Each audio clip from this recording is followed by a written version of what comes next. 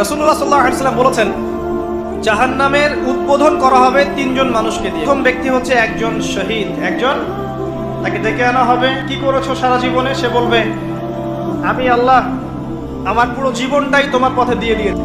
এখন আল্লাহ পাক বলবেন, কাযিব, তুমি মিথ্যা কথা বলছো। তুমি এই কারণে যুদ্ধে গিয়েছিলে যাতে মানুষ তোমাকে বড় বীর বলে, তুমি আমাকে সন্তুষ্ট করার জন্য যাওনি, আজকে জাহান্নামে যাও। আরেকজন হচ্ছে দানবীর। কি করেছো? সারা জীবন প্রচুর দান খয়রাত করেছে আল্লাহ পাক বলবেন, কাযিব, মিথ্যা কথা বলছো। এই কারণে দান করেছিলে যাতে মানুষ তোমাকে অনেক বড় দানবীর বলে।